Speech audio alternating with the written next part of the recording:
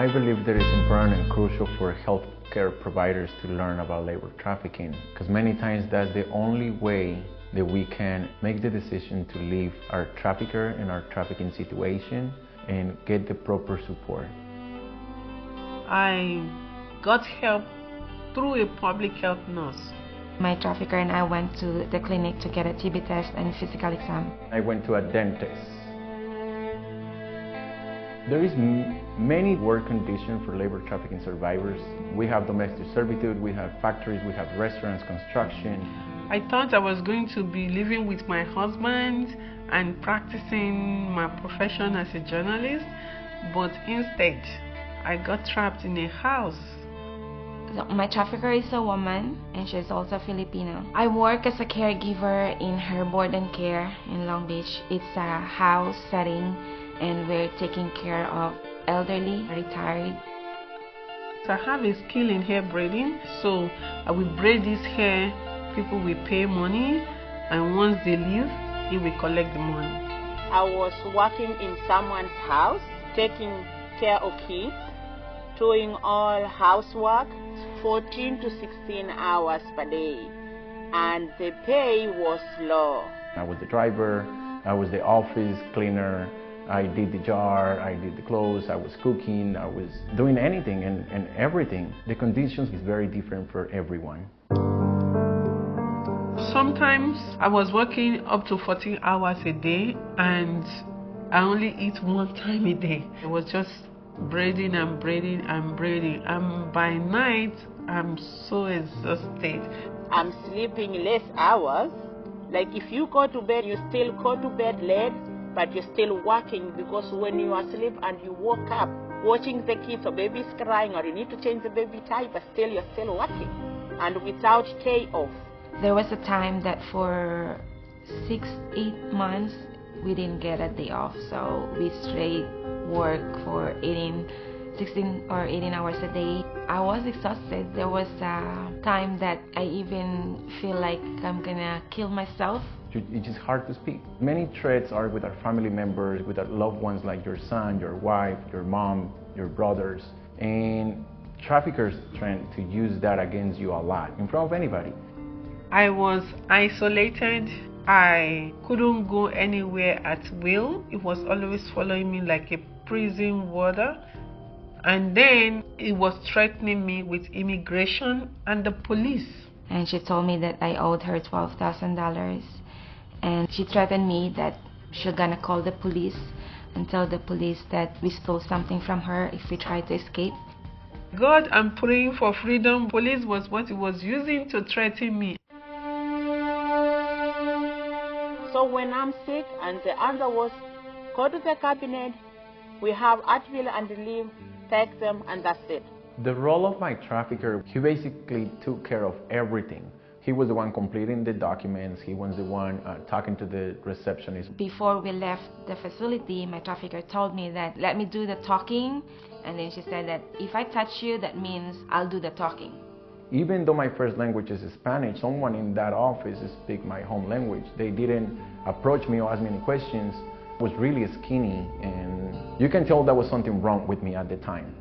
The people in the clinic didn't think that there was something going on. You cannot see in my face that I was in trouble. In our culture in the Philippines, we always smile. Even though, you know, how bad the situation is, we always make most out of it. So staying at the clinic was kind of like my little freedom getaway before I go back to my punishment zone.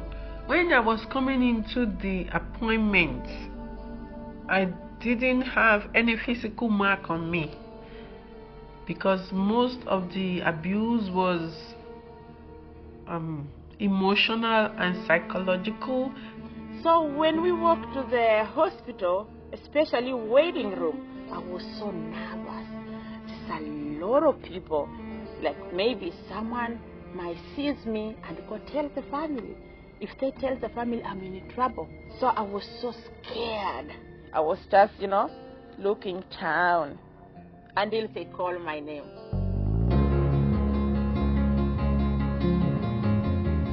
There was a public health nurse who used to come to visit me once a month, and she told me whatever I told her was confidential. She worked with me for over a year before I opened up to her. He tried to make me stop her from coming. It was when he put his threats to work by calling the police on me was when I reached out, and she came to see me, and for the first time I told her what I was going through, and she opened her bag and brought out an orange card, and on that orange card there was a list of resources. She told me the shelter can help me and gave me information to go. I wish someone could have told me that earlier and said, this is information and you could go and they'll be willing to help you. So the first thing when the doctor read the paper, he asked me, "Hi, Miss Andole, where are you from?" Because they told me to not be given address where I'm living. So when I filled the form, I didn't put the address. He knew there's something going on here. So the doctor was able to tell the social worker to step out. So I remained just me and the doctor. It makes me tell the doctor my story freely. He told me there's a service is gonna call there, which is Safe Horizon. He keep on calling, like he wanted to connect me to the right services who can help me. So through this doctor, I was able to get a social worker. Social worker connected me to case manager. Case manager connected me to lawyer. So lawyer was able to help me to get a T visa which helped me to bring my daughter over here to reunite with me. If I'm able to give 2 pieces of advice or recommendations for health providers that will really change or impact survivors' life, one of them, especially on labor trafficking, it's belief. We don't need to lie. We don't need to make up stories. Be kind, be you. One thing that I will ask of healthcare providers when say something, to start thinking of questions, things that may look off, to start asking questions. What could be happening in this instance? The advice I could give the health professional worker to not to don't force them.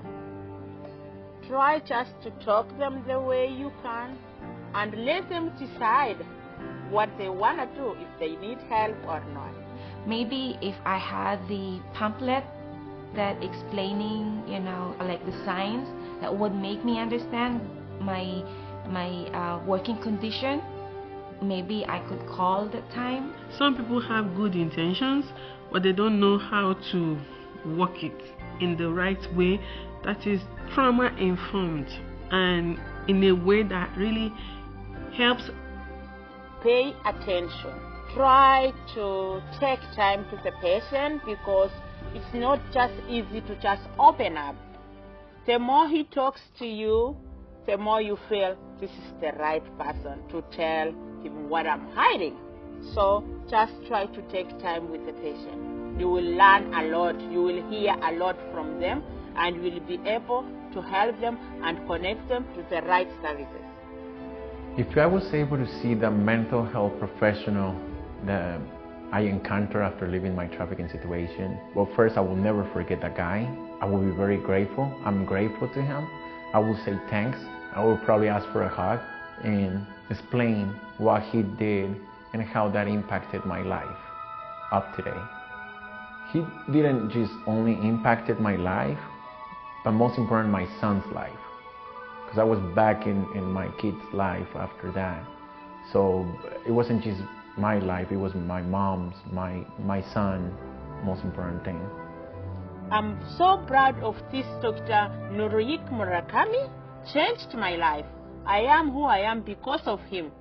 I don't know without him. I don't know where I could be now. So I always thank him. That relationship will never end, because He saved my life. I'm who I am up to now. I'm still alive because he saved my life.